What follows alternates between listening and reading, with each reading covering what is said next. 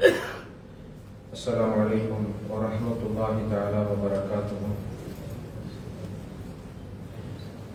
إن الحمد لله الذي نستعينه ونستغفره ونؤمن به ونتوكل عليه ونعوذ بالله من شرور أنفسنا ومن سيئات أعمالنا. من يهده الله فلا مضل له ومن يضلل فلا هادي له. ونشهد أن لا إله إلا الله ونشهد أن محمدا عبده ورسوله. أما بعد، فأعوذ بالله من الشيطان الرجيم بفضل بسم الله الرحمن الرحيم. الذين يحسدون الناس على ما آتاهم الله من فضله. صدق الله المولانا العظيم. وقال النبي صلى الله عليه وسلم: إن الغل والحسد يأكلان الحسنات كما تأكل النار الحطب. أو كما قال عليه الصلاة والسلام. அளவற்ற அருளாளனும் நிகரற்ற அன்புடையோனுமாகிய எல்லாம் வல்ல அல்லாஹுவின் பேரன்பும் பேருபகாரமும் அவனது அருள் குறித்தான அருமை நாயகம் ஸல்லல்லாஹு அலைஹி வஸல்லம் அன்னவர்களின் மீதும் அன்னவர்களின் சத்திய வாழ்வை சற்றும் சருகாது வாழ்ந்து காட்டிய உத்தம சத்திய சஹாபாக்கள் நாதாக்கள் நல்லவர்கள் அல்லாஹுவின் அருளை நாடி புனிதம் நிறைந்த முஹர்ரம் மாதத்தில் ஜும்மாவிற்கு வருகை இருந்திருக்கிற நாம் நம் அனைவர்களின் மீதும் அல்லாஹுவின் அன்பும் அருளும் குறைவின்றி நின்று நிலவட்டமாக. ஆமீன் யா ரப்பல் ஆலமீன். சங்கைக்குரிய பெருமக்களே, இறைவனுடைய நியதியில் வணக்க வழிபாடுகளில் ஒரு மனிதனுக்கு ஏற்படுகின்ற குறைகளில் இறைவன் அது சார்ந்த விஷயங்களுக்கு இறைவன் கொடுக்கக்கூடிய மன்னிப்பிற்கும், குணம் சார்ந்த விஷயங்களில் மனிதனால் ஏற்படுகின்ற அந்த தவறுதலுக்கும் இறைவனுடைய அந்த மன்னிப்பு என்பது வேறுபடுகிறது. ஒரு மனிதன் வணக்க வழிபாடுகளில் ஏற்படுகின்ற குறைகளுக்கு இறைவன் அதற்கான நிவர்த்திகளை, பரிவர்த்தனைகளை, அதற்கான மாற்று யோசனைகளை இறைவன் தந்திருக்கிறான். அதற்கான கஃபாராக்கள் என்று சொல்லக்கூடிய பரிகாரங்களை இறைவன் வைத்திருக்கிறான். மனிதனுடைய மனங்களால் ஏற்படுகின்ற குணம் சார்ந்த விஷயங்கள், அவனுடைய அந்த பண்பு சார்ந்த விஷயங்களுக்கு இறைவன் நிரம்ப நிபந்தனைகளை வைத்திருக்கிறான், நிரம்ப எச்சரிக்கைகளை கொடுத்திருக்கிறான். இந்த நிபந்தனை விஷயங்களில் நாம் யோசிக்கிற பொழுது ஒரு மனிதன் அதிகமாக பாதிக்கப்படக்கூடிய, அல்லாஹுவிடத்திற்கு கோபத்திற்கு நாம் அதிகம் ஆளாகுவதற்கான மிக முக்கிய ஒரு பண்பு என்பது மனிதனிடத்தில் இருக்கக்கூடிய அந்த பொறாமை என்கிற குணம். சங்கையான பெருமக்களே, இந்த உலகத்தில் ஏற்பட்ட முதல் தவறும், ஏன் விண்ணுலகத்தில் ஏற்பட்ட முதல் தவறும் கூட இந்த பொறாமையினால் ஏற்பட்டது என்பதாக திருமறையில் இறைவன் பேசுகிறான். முதலில் விண்ணுலகத்தில் ஏற்பட்ட முதல் தவறும் ஷைத்தானினுடைய அந்த தவறாக இருந்த பொழுது அது பொறாமையின் காரணமாக இருந்தது. ஹஜ்ரத் ஆதம் அலைஹிஸ்ஸலாத்து வஸ்ஸலாம் அவர்களுக்கான அந்த சஜ்தாவை செய்ய சொல்லுகிற பொழுது ஷைத்தான் சொன்ன வார்த்தையை, இப்லீஸ் சொன்ன வார்த்தையை திருமறையில் பதிவு செய்கிறான் இறைவன். ஹலக்தனீ மின் நாரின் வ ஹலக்தஹு மின் தீன். என்னை நெருப்பில் நீ படைத்தாய், ஆதமை நீ மண்ணில் படைத்தாய், இருவருக்கும் சமம் இல்லை, நான் உயர்ந்தவன் என்கின்ற அந்த கோட்பாட்டை சார்ந்தவன் என்கின்ற அந்த வர்க்க வேறுபாடுகளை இறைவனிடத்தில் பேசி அவன் இறைவனுடைய அந்த விஷயத்தில் மாறு செய்தான். ஆதம் அலைஹிஸ்ஸலாத்து வஸ்ஸலாம் அவர்கள் மீது இருந்த பொறாமையின் காரணத்தினால், அவர்களுக்கு கிடைத்த அந்தஸ்தின் காரணத்தினால் ஏற்பட்ட பொறாமையினுடைய விளைவு அங்கு மிகப்பெரிய தவறாக விண்ணுலகத்தில் பார்க்கப்பட்டது. ஏன் மண்ணுலகத்திலும் கூட ஆதம் அலைஹிஸ்ஸலாத்து வஸ்ஸலாம் அவர்களுடைய புதல்வராக ஆபில் காபில் என்று சொல்லக்கூடிய அந்த இரண்டு மகனார்களும் அந்த விஷயத்தையும் இறைவன் திருமறையில் பேசுகிற பொழுது வத்துல அலைஹிம் நபஅல்லதி, இந்த உலகத்தில் ஏற்பட்ட முதல் இப்னு ஆதமனுடைய மகன்கள் செய்த அந்த தவறுகளை நீங்கள் நபியே உங்கள் சமூகத்திற்கு சொல்லி காட்டுங்கள் என்பதாக அல்லாஹு தாலாவினுடைய திருமறை வசனங்கள் சான்றாக இருக்கிறது. சங்கைக்குரிய பெருமக்களே, உலகத்திலும் சரி விண்ணுலகத்திலும் சரி, இந்த உலகத்திலும் மறுமையிலும் இந்த இரண்டு இடங்களிலும் ஏற்பட்ட முதல் தவறு அந்த பொறாமையினால் ஏற்பட்டது என்பதாக இறைவனுடைய சான்று இருக்கிறது. ஸல்லல்லாஹு அலைஹி வஸல்லம் அவர்கள் அதனால்தான் சொன்னார்கள், இன்னல் கில்ல வல் ஹஸத். ஒரு மனிதனுடைய உள்ளத்தில் இருக்கக்கூடிய பொறாமைகளும் அந்த குரோத தன்மைகளும் அந்த ரெண்டு குணங்கள் என்ன செய்யும் என்றால் யகுலானில் ஹசனாத், நன்மைகளை சாப்பிட்டு விடும். அது நன்மைகளை முழுமையாக வென்றுவிடும். எப்படி? கமா தஅகுலுன் நாருல் ஹதப், ஒரு கட்டையை நெருப்பில் போடுகிற பொழுது நெருப்பு எப்படி கட்டையை விழுங்குகிறதோ, கரித்து சாம்பலாக்குகிறதோ, அதுபோன்று ஒரு மனிதனுடைய உள்ளத்தில் இருக்கக்கூடிய அந்த பொறாமை என்கின்ற எண்ணம் அவன் சேர்த்து வைத்திருக்கிற நன்மைகளை ஒன்றுமில்லாமல் ஆக்கிவிடும். சகைக்குரிய பெருமக்களை, இன்றைக்கு இருக்கிற எல்லா பிரச்சனைகளுக்கும் மூலதனம், இன்றைக்கு ஒரு குடும்பத்தில் ஏற்படுகின்ற, சகோதரர்களுக்கு மத்தியில் ஏற்படுகின்ற பிரச்சனைகளும் இந்த பொறாமை. ஒரு வளர்ச்சியின் காரணத்தினால் தன்னை விட சகோதரன் அதிகமாக வளருகிறார், அல்லது அவனை விட பொருளாதாரத்தில் உயர்ந்து நிற்கிறார். குடும்பத்திற்குள்ளும் நாம் இந்த பொறாமையின் காரணத்தினால் மிகப்பெரிய அளவிற்கு உலக விஷயங்களிலும் பின்தங்கி போகிறோம். மறுமை சார்ந்த விஷயங்களிலும் அல்லாஹ்விற்கு நாம் பாவியாக மாறுகிறோம். சங்கைக்குரிய பெருமக்களே, இந்த ஒரு செய்தியை ஸல்லல்லாஹு அலைஹி வஸல்லம் மிக அழுத்தமாக எச்சரிக்கை செய்திருக்கிறார்கள். சுஃபியான் சௌரி என்கின்ற சஹாபி ஒரு விஷயத்தை சொல்லுவார்கள், இய்யாக வல் ஹஸத், நீங்கள் பொறாமையை பயந்து கொள்ளுங்கள், எச்சரிக்கையாக இருந்து கொள்ளுங்கள். ஏனென்றால் எதிரியை நீங்கள் பார்ப்பதை விட இந்த பொறாமையை நீங்கள் அதைவிட கவனமாக எச்சரிக்கையாக பார்த்துக் கொள்ளுங்கள். ஒரு எதிரி என்பவன் கூட நமக்கு முன்னால் இருப்பான், இவன் தான் எதிரி என்பதில் தெளிவு இருக்கும். இவன் நம்மை தோற்கடிப்பான், நமக்காக விரோத செயலை செய்வான் என்பதை மிக தெளிவாக நமக்கு தெரியும்.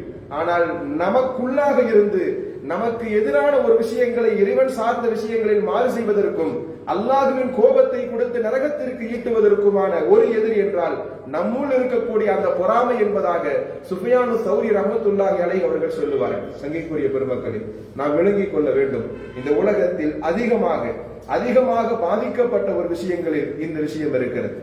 பொறாமை என்பது இயற்கை, அது நல்லவர்களுக்கும் ஏற்படும், தீயவர்களுக்கும் ஏற்படும். அதனாலதான் ஸல்லல்லாஹு அலைஹி வஸல்லம் சொன்னாங்க, வணக்க வழிபாடுகளில் நீங்கள் ஒரு உலகத்தில் வாழுகின்ற பொழுது, வணக்க வழிபாடு காரியங்களில் நீங்கள் உங்களை ஈடுபடுத்திக் கொள்ளுகிற பொழுது உங்களை விட உயர்ந்தவர்களை பாருங்கள். அதுவே பொருளாதாரம், வாழ்வாதாரம் சம்பந்தமாக நீங்கள் ஒருவரை கவனிக்க தொடங்கினால் உங்களை விட கீழுள்ளவர்களை நீங்கள் பார்த்து நீங்கள் படிப்பினை பெற்றுக் கொள்ளுங்கள். காரணம், உங்களை விட வணக்கங்களில் உயர்ந்தவர்களை பார்க்கிற பொழுது அதிகம் செல்ல வேண்டும் என்கின்ற பொறாமை. அது ஒரு இயற்கையான அல்லாஹுவால் நாம் ஏற்படுத்துகின்ற உந்துகின்ற பொறாமை, அது ஆரோக்கியமான பொறாமை. அதனாலதான் ஸல்லல்லாஹு அலைஹி வஸல்லம் சொன்னாங்க, உலகத்துல எந்த விஷயத்திற்குமே பொறாமைப்படக்கூடாது, ரெண்டு விஷயத்தை தவிர. லா ஹஸத இல்லா ஃபீ இத்னத்தைன், இரண்டை தவிர வேற எதுக்குமே நீங்க பொறாமைப்படாதீங்க. ஸல்லல்லாஹு அலைஹி வஸல்லம் சொன்னாங்க, ஒரு மனிதருக்கு குர்ஆன் ஓத தெரிந்திருக்கிறது, அந்த மனிதர் இரவும் பகலுமாக குர்ஆனை ஓதுவதை நீங்கள் கண்டால் அந்த மனிதரை போன்று நாமும் இரவு பகல் ஓத வேண்டும், அவரை விட விஞ்சிய அளவிற்கு நாம் குர்ஆனில் அல்லாஹ்விடத்தில் நெருக்கம் பெற வேண்டும் என்பதற்காக நாம் பொறாமைப்படுவதில் தவறு இல்லை. இரண்டாவது ஸல்லல்லாஹு அலைஹி வஸல்லம் சொன்னாங்க, ஒரு மனிதரிடத்தில் அதிகம் பொருளாதாரம் இருக்கிறது, செல்வ வளம் இருக்கிறது, அந்த வளத்தை கொண்டு பிறருக்கு உதவி செய்கிறார், தான தர்மங்களை செய்கிறார், இரவு பகலாக செய்கிறார். இந்த மனிதரை பார்த்து பொறாமை கொள்ளலாம். காரணம், மிஸ்லுதாலி, அவரை போன்று நாமும் செல்வ வளங்கள் இருந்தால் அதே போன்று தான தர்மங்களை செய்ய வேண்டும் என்கின்ற பொறாமையும், அவரை போன்று நாம் செல்வங்களை ஈட்டி அவரை விட அதிகமாக தான தர்மங்களை கொடுப்பதற்கு மார்க்கத்தில் அனுமதி இருக்கிறது. இந்த ரெண்டை தவிர உலகத்தில் வேற எந்த காரியங்களுக்கும் ஒரு மனிதன் சக முஸ்லிமின் மீது பொறாமை கொள்வதற்கு அனுமதி கிடையாது. ஸல்லல்லாஹு அலைஹி வஸல்லம் அதனாலதான் ஒரு ஹதீஸ்ல சொல்லுவாங்க, லா யன்ஜு ஸலாசு ரிஜாலி, மூன்று மனிதர்களுக்கு அல்லாஹ்விடத்தில் ஈடேற்றமே கிடையாது. மூன்று மனிதர்களிடத்தில் அல்லாஹ்வுடைய விஷயத்தில் எந்த விதமான ஈடேற்றமே இல்லை என்பதாக ஸல்லல்லாஹு அலைஹி வஸல்லம் சொல்லிவிட்டு சொல்லுவார்கள், அல்லொன்னு சூ, கெட்ட எண்ணம் உள்ளவர்கள். பொதுவாக சக முஸ்லிம்களின் மீது, சக சகோதரர்களின் மீது, இவர்களை நண்பர்களின் மீது ஏற்படுகின்ற கெட்ட எண்ணங்கள், இது இயற்கையாக மனிதரிடத்தில் ஏற்படும். ஸல்லல்லாஹு அலைஹி வஸல்லம் இதை சொல்லிட்டு சொல்றாங்க, கெட்ட எண்ணங்கள் ஒரு மனிதனுடைய உள்ளத்தில் ஏற்படுகின்ற பொழுது அவர் என்னதான் அல்லாஹ்விடத்தில் மன்றாடினாலும் அவருடைய துஆக்கள் அங்கீகரிக்க கிடையாது. இரண்டாவது ஸல்லல்லாஹு அலைஹி வஸல்லம் சொன்னாங்க, அல் ஹஸத், பொறாமையாக இருக்கக்கூடிய சக முஸ்லிம்களின் மீது, சொந்தங்களின் மீது, நண்பர்களின் மீது ஏற்படுகின்ற பொறாமையின் காரணத்தினால், குரோதங்களின் காரணத்தினால் அவர் முன்வைக்கிற துஆக்களை அல்லாஹ் அங்கீகரிப்பது இல்லை. மூன்றாவது ஸல்லல்லாஹு அலைஹி வஸல்லம் சொல்லுகிற பொழுது தீரா, பொதுவாக இன்றைக்கு இருக்கக்கூடிய நிரம்ப நபர்களிடத்தில், ஏன் நம் சமூகத்தை சார்ந்தவர்களிடத்தில் கூட இந்த குணங்கள் இருக்கிறது. அத்துயரத் என்று சொன்னால் சகுனம் பார்ப்பது. நிரம்ப நேரங்கள்ல ஒரு நல்ல காரியங்களை செய்கின்ற பொழுது இந்த நாளில் செய்ய வேண்டும் என்பதையும் இந்த நாளில் செய்ய வேண்டாம் என்கின்ற சகுனம் பார்ப்பது இன்றைக்கும் நம் சமூகத்தில் இருக்கிறது. நிரம்ப காரியங்களை செய்கின்ற பொழுது அதற்கு இந்த நேரங்கள் உகந்தது, இது போன்ற விஷயங்களை உகந்தது என்று சகுனம் பார்ப்பதையும் கூட ஸல்லல்லாஹு அலைஹி வஸல்லம் தவிர்த்திருக்கிறார்கள். இந்த 3 நபர்களுக்கு அல்லாஹ்விடத்தில் விமோச்சனம் கிடையாது என்கின்ற அந்த செய்தியை ஹஜ்ரத் ஸல்லல்லாஹு அலைஹி வஸல்லம் சொல்லுகிறார்கள். சங்கைக்குரிய பெருமக்களை நாம் விளங்கிக் கொள்ள வேண்டும். உலகத்தில் மனித வாழ்க்கையில் நாம் ஏற்படுகின்ற மிகப்பெரிய குறைகளில் அல்லாஹுவால் எச்சரிக்கப்பட்ட, பெருமானாரால் மிகப்பெரிய அளவிற்கு எச்சரிக்கையான செய்தி என்று சொல்லப்பட்டது இந்த பொறாமை என்கின்ற குணம். அபூஜஹல் என்கின்ற மிகப்பெரிய கொடியவன் நமக்கெல்லாம் தெரிந்தவன் தான். ஸல்லல்லாஹு அலைஹி வஸல்லத்தினுடைய மிக நெருங்கிய சொந்தமும் பெரிய தந்தை என்கின்ற அந்தஸ்தையும் உள்ளவர். அவரிடத்தில் ஒரு கேள்விகள் கேட்கப்பட்டது. உனக்கு முஹம்மதை நன்றாக தெரியும், கண்டிப்பாக முஹம்மது என்பவர் இறை தூதர் என்பதை நாங்கள் எல்லாம் விளங்கி வைத்திருக்கிறோம். நீ பெரிய தந்தையாக சொந்தமாக இருக்கிறாய், கண்டிப்பாக முஹம்மது பெருமானார் ஸல்லல்லாஹு அலைஹி வஸல்லம் அவர்கள் அல்லாஹுவின் தூதர் என்பதில் உனக்கு சந்தேகம் இருக்க வாய்ப்பில்லை. இருந்தும் கூட நீ ஏன் இவ்வளவு விரோதத்தையும் பெருமானாரின் மீது எதிர்ப்பையும் காழ்ப்புணர்ச்சியும் ஏன் நீ காண்பிக்கிறாய் என்கின்ற கேள்வியை அபூஜஹலிடம் கேட்ட பொழுது அபூஜஹல் அருகில் அவரை அழைத்து சொன்னான், பெருமானார் அல்லாஹுவின் தூதர் என்பதில் எனக்கும் சந்தேகம் இல்லை. ஆனா ஒரு விஷயத்துல நான் முரண்படுகிறேன். என்ன விஷயம் தெரியுமா? நான் மஹ்சூம் என்கின்ற கோத்திரத்தை சார்ந்தவர். பெருமானார் ஸல்லல்லாஹு அலைஹி வஸல்லம் முஹம்மது என்பவர் பனு ஹிஷாம் என்கின்ற கோத்திரத்தை சார்ந்தவர். இந்த 2 கோத்திரத்திற்கும் ஆரம்ப காலத்திலிருந்து அவர்கள் ஒன்றை செய்தால் அவர்களை விட நாங்கள் அதிகமா செய்யணும். அவங்க கஅபால யாருக்காவது உணவு கொடுத்தா அவர்களை விட அதிகமாக உணவு கொடுத்து நாங்கள் பெருமை பெற்றுக் கொள்வோம். அவர்கள் ஒரு சண்டைக்கு வம்பிழுத்தால் நாங்களும் வம்பிழுப்போம். இது இந்த பொறாமை சார்ந்த விஷயங்கள் எங்கள் ஆரம்ப காலத்திலிருந்து இருக்கிறது. இப்ப இவங்க எதெல்லாம் செய்யறாங்களோ அதையெல்லாம் எங்களால் செஞ்சு அவர்களை விட நாங்கள் விஞ்சியவர்கள், அவர்களை விட நாங்கள் உயர்ந்தவர்கள் என்பதை நாங்கள் காண்பித்துக் கொண்டே இருந்தோம். எப்பொழுது பனு ஹிஷாம் கோத்திரத்திலிருந்து நபி உருவாகிவிட்டார், இறை தூதர் உருவாகிவிட்டார், இவர்தான் இறுதி தூதர் என்று வந்ததற்கு பிறகு இன்னொரு தூதரை எங்களுடைய அந்த வம்சாவளியில் கொண்டு வர முடியவில்லை. எனவே கடைசி வரைக்கும் நாங்கள் கொண்டு வர முடியாது என்பதை புரிந்து கொண்டதற்கு பின்னால் இவரோடு நான் பகமையில் இவர் பொய்யர் என்பதாக இவரை பொய்ப்படுத்துவதுதான் எனக்கு தீர்வாக தெரிந்து இவரை என் மவுத்து வரைக்கும் நான் செய்து கொண்டே இருக்கிறேன் என்பதாக அபூஜஹல் சொன்ன வார்த்தைகள் பதிவு செய்யப்பட்டிருக்கிறது. சங்கைக்குரிய பெருமக்கள், ஒரு மனிதனுடைய பொறாமை அது என்னதான் நட்பையும் என்னதான் ஈமானை வைத்திருந்தாலும் அது நெருப்பு விழுங்குவதை போன்று அவனுடைய நல்ல காரியங்களை ஈமானை அதை விழுங்கி விடுகிறது. சங்கையான பெருமக்கள், இன்றைக்கு இருக்கக்கூடிய மிகப்பெரிய இன்றைக்கான உலகத்தினுடைய வீழ்ச்சிக்கான காரணம், ஒரு குடும்பத்தில் ஏற்படுகின்ற மிகப்பெரிய பிரச்சனைக்கான அடித்தளம் எங்கு வருகிறது என்று சொன்னால், சக சகோதரர்களாக இருக்கட்டும், சொந்தங்களாக இருக்கட்டும், நண்பர்களாக இருக்கட்டும், சிரித்து பேசுவது என்பது இயல்பான வார்த்தைகளாக இருக்கலாம். மனதிற்குள் இருக்கக்கூடிய ஹசத் என்கின்ற அந்த பொறாமையை இறைவன் கண்காணித்துக் கொண்டே இருக்கிறார்.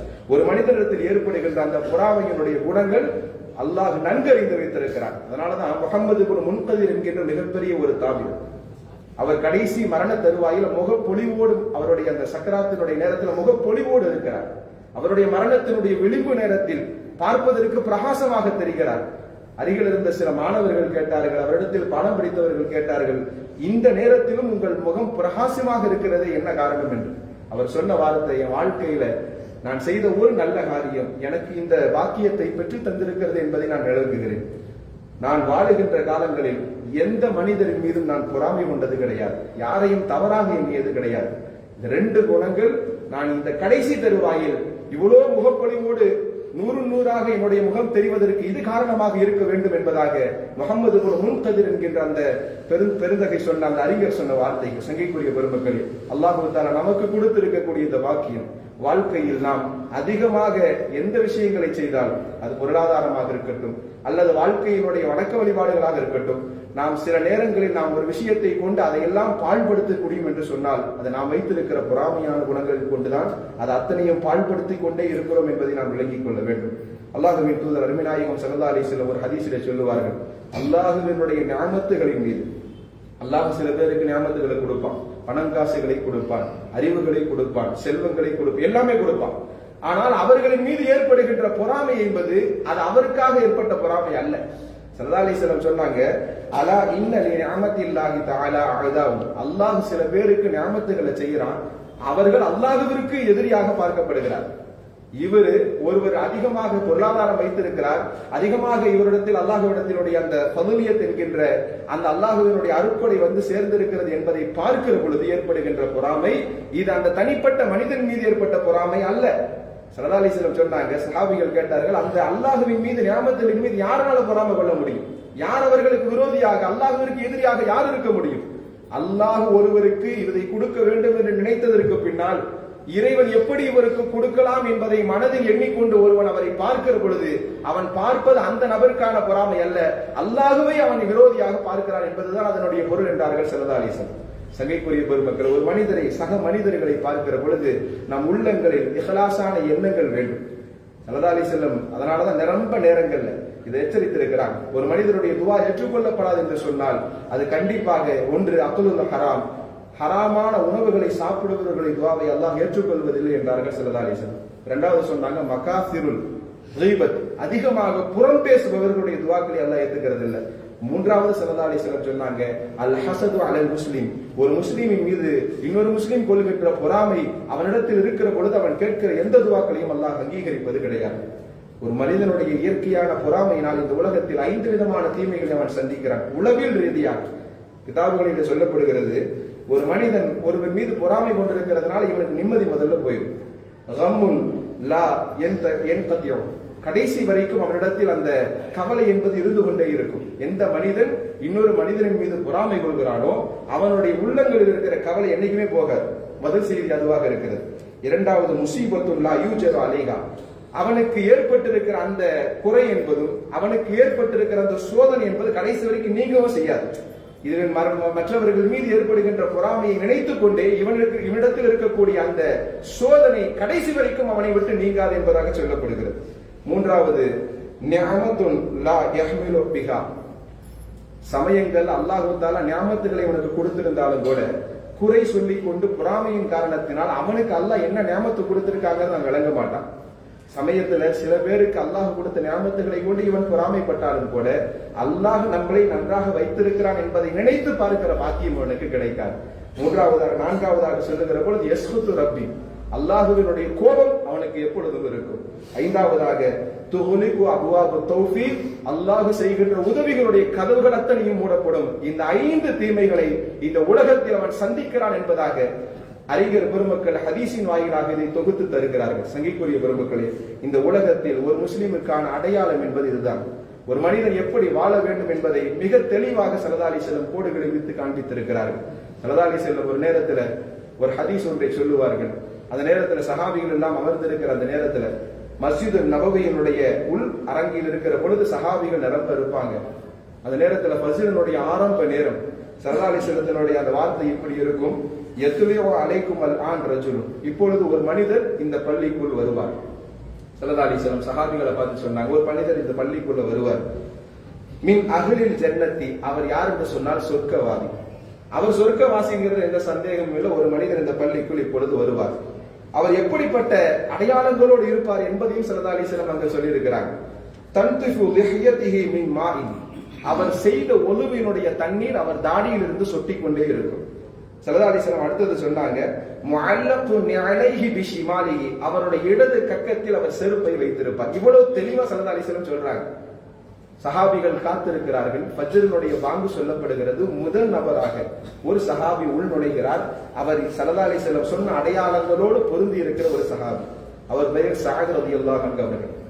அவர் உள்ள வர ஸல்லல்லாஹு அலைஹி வஸல்லம் இந்த ஹதீஸை சொல்லுகிற பொழுது இது முதல் நாள் மட்டும் சொல்லல, தொடர்ந்து 3 நாட்களாக இதே அடையாளங்களை இது போன்று ஒரு மனிதர் வருகிறார், அவர் சொர்க்கவாதி என்பதை மீண்டும் மீண்டும் சஹாபிகளுக்கு உலகத்திலே அந்த சுபச்சோபனத்தை சொல்லிக் கொண்டிருக்கிறார்கள்.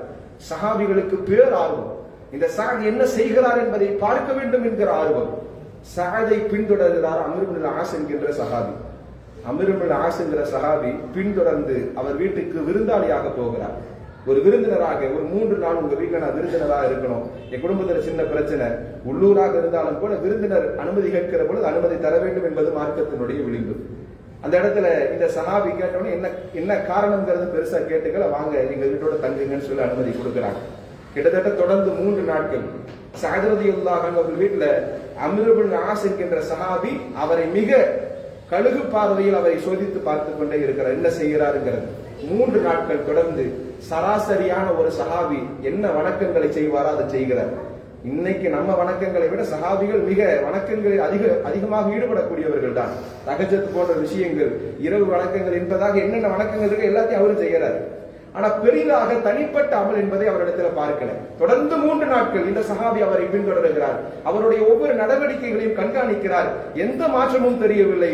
3வது நாள் உண்மையை வெளிப்படுத்துகிறார். இந்த அம்ர் பின் ஆஸ் சாதே, இது போன்று பெருமானார் மஸ்ஜித் நபவியில் இருக்கிற பொழுது உங்களை பார்த்து இப்படி சொன்னார்கள், மின் அஹ்லில் ஜன்னா, நீங்கள் சொர்க்கவாதி என்பதை இடத்துல சொல்லி இருக்கிறார். இந்த சொர்க்கவாதிங்கிற அந்த வார்த்தையை கேட்டவன, நீ என்னதான் அப்படி அற்புதமான அமலை செய்யறீங்கன்னு சொல்லி 3 நாள் உங்களை கண்காணித்தும் எந்த விடயமும் எனக்கு கிடைக்கவில்லை. நான் உங்களிடத்தில் நான் சரணடைகிறேன், என்னதான் நீங்க செய்யறீங்க சொல்லுங்க. சஅத் ரலியல்லாஹு அன்ஹு சொன்னாங்க, என்னிடத்தில் வணக்கங்கள் பெரிதாக ஒன்றும் இல்லை. பெருசா வணக்கம் வழிபாடுகள் புதிதாக யாருமே செய்யாத ஒரு வணக்கத்தை அல்லாஹ்வுக்கும் நானும் செய்து கொண்டிருக்கிறோம் என்பதாக எந்த விதமான தனிப்பட்ட வணக்க வழிபாடுகளின் இடத்தில் அற்புதங்கள் இல்லை. இருந்தாலும் கூட பெருமானாருடைய இந்த வார்த்தை எனக்கு ஒன்றை நினைவுபடுத்துகிறது. நான் எப்பொழுது சந்தைக்கு போனாலும், எப்பொழுது சக மனிதர்களை சந்தித்தாலும், வியாபாரங்களாக இருக்கட்டும், சக மனிதர்களை பார்க்கிற பொழுது அவரிடம் என்னை அவர்கள் தவறாக நினைத்திருந்தாலும் கூட, சமயத்துல நிரம்ப பேர் நம்மை தவறாக கூட நினைத்திருக்கலாம்.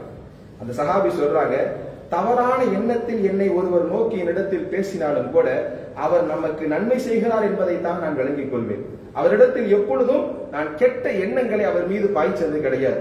2வது, என்னதான் பெரிய பொருளாதாரம் உள்ள சஹாபிகளை நான் பார்த்தாலும், மக்காவிலே மதினாவில் இருக்கக்கூடிய எந்த சஹாபிகளிடத்தில் பொருளாதாரத்தினுடைய அளவுகோலில் உச்சத்தை அவர்களிடத்தில் நான் பார்த்தாலும் கூட துளி அளவு கூட அவர்களை போன்று நாமும் இருக்க வேண்டும் என்கின்ற அந்த பொறாமையான எண்ணம் எனக்கு வந்தது கிடையாது. அந்த பொறாமையான குணம் என்னிடத்தில் இருந்ததே கிடையாது. யார் எவ்வளவு பெரிய அந்தஸ்துகளை அடைந்தாலும் அந்த அந்தஸ்தை நாம் அடைய வேண்டும், அல்லது அவரை விட நாம் மிஞ்சி இருக்க வேண்டும், அல்லது அவரை குறைத்து விட வேண்டும் என்கின்ற பொறாமையான எண்ணம் துளி அளவு கூட என் வாழ்க்கையில் இருந்ததில்லை. இந்த 2 குணங்களால் அல்லாஹ் என்னை சொர்க்கவாதியாக ஆக்கியிருக்கலாம் என்பதாக சஅத் ரலியல்லாஹு அன்ஹு அவர்கள் சொன்னாங்க. நீங்கள் வரலாற்றை திருப்பி பார்க்க வேண்டும். சஅத் ரலியல்லாஹு அன்ஹு மிகச் சிறிய வயதிலே வஃபாத் ஆயிடுறாங்க. அந்த சஹாபியினுடைய அந்த ஜனாசாவினுடைய இறுதி நேரத்தை ஸல்லல்லாஹு அலைஹி வஸல்லம் சொல்லுகிற பொழுது அத்தனை சஹாபிகளும் அவருடைய ஜனாசாவை சுமந்து செல்லுகிறார்கள். சுமந்து செல்லுகிற சஹாபிகள் சொல்றாங்க, ஒரு கணமுமே இல்லை இந்த சஹாபியினுடைய உடல்ல, தூக்கிட்டு போறது அவ்வளவு மென்மையா இருக்கு. ஸல்லல்லாஹு அலைஹி வஸல்லம் சஹாபிகள் சொன்னாங்க, இந்த சஹாபியினுடைய உடலை நாங்கள் சுமந்து செல்லுகிற பொழுது எந்த கணமும் பாரமும் எங்களுக்கு தெரியல. ஸல்லல்லாஹு அலைஹி வஸல்லம் சொன்னாங்க, அவருடைய பாரம் உங்களுக்கு தெரியவில்லை என்பதை நீங்கள் லேசா நினைக்கிறீங்க.